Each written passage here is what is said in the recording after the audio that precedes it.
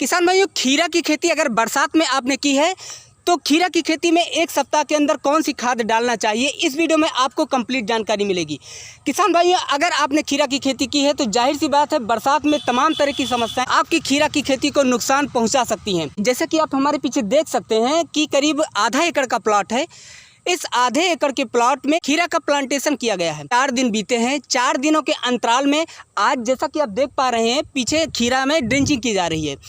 तो कौन सी खाद का ड्रिंचिंग होती है और इससे फ़ायदे कौन कौन से होते हैं? जैसे बारिश के दिनों में पौधे के सड़ने गलने की समस्या ज़्यादातर होती है। तो सर, सबसे पहले आपको सुरेंद्र फार्मिंग में आपका बहुत बहुत स्वागत है। हमारे किसानों को एक छोटा सा परिचय दे दीजिए। नमस्कार किसान भाइयों, मैं अतुल कुमार वर्मा, बाराबंकी डिस्ट्रिक्ट का निवासी। जी सर, जैसे कि आपने हम देख पा रहे हैं करीब आधा एकड़ से ज़्यादा आपका प्लॉट है, आपने खीरा की खेती कर दी है और उसमें हम देख पा रहे हैं बाकायदा बेड पर और मल्चिंग डालकर आपने खेती की है। आगे ग्रोथ बढ़ाने के लिए एक सप्ताह के अंदर किसानों को कौन सी खाद डालना चाहिए, इसके बारे में सर हमारे किसानों को जानकारी दे दें। बारिश का मौसम भी इस समय चल रहा है तो कौन कौन सी परेशानियाँ होती हैं, इसके बारे में थोड़ा बताएँ।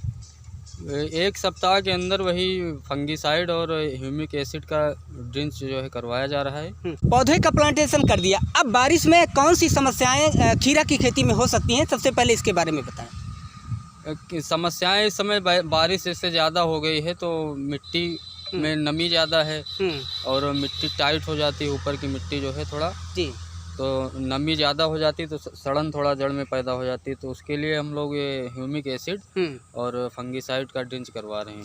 अच्छा, ये जैसे कि खीरा की खेती है, बहुत सारे किसान भाई हैं जैसे खीरा की खेती के साथ साथ टमाटर है, भिंडी है, मिर्च है या अदर खेती करते हैं।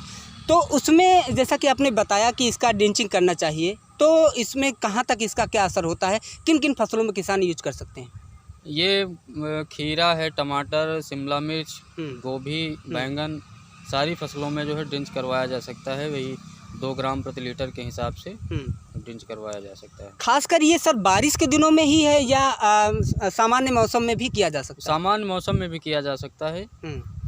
इससे सर और कौन कौन से फ़ायदे होते हैं? जैसे कि अभी एक सप्ताह के अंदर आप ह्यूमिक एसिड और फंगीसाइड का आप इस्तेमाल कर रहे हैं, तो इससे और कौन कौन से फ़ायदे होंगे?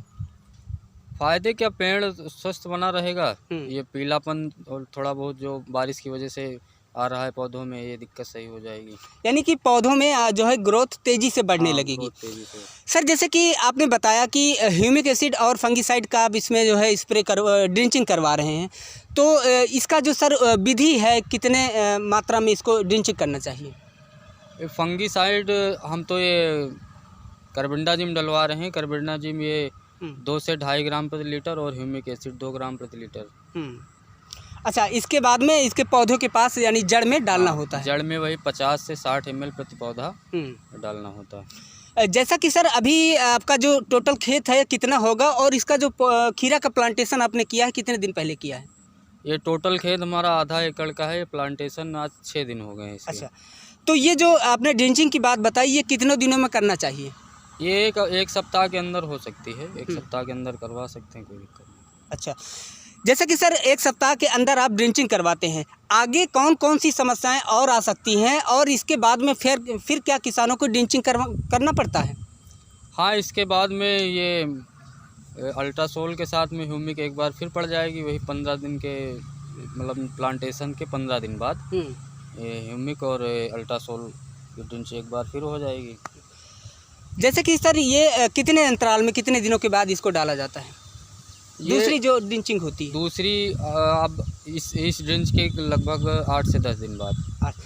इसके साथ सर अगर देखा जाए तो इसमें और भी कोई खादों का इस्तेमाल करना होता है, वो कब और कैसे किया जाता है? खाद वही खेत की तैयारी के समय डलवाते हैं हम लोग। उसके बाद फिर जब फ्रूटिंग शुरू हो जाती है तब NPK या फिर अल्ट्रासोल वो पानी के साथ जो है डलवाया जाता है।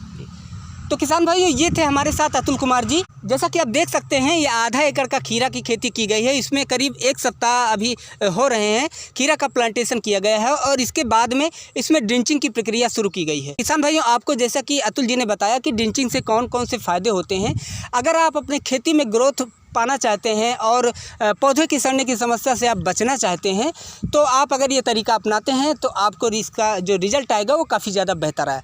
तो किसान भाई, ये थी खीरा की खेती की जानकारी। अगर आप खीरा की अन्य वीडियो देखना चाहते हैं तो इस वीडियो के डिस्क्रिप्शन में आपको सारी वीडियो मिल जाएंगी, वहाँ पर आप देखकर जानकारी ले सकते हैं। फिर कभी मिलते हैं एक नए कंटेंट पर, तब तक के लिए नमस्कार, जय हिंद।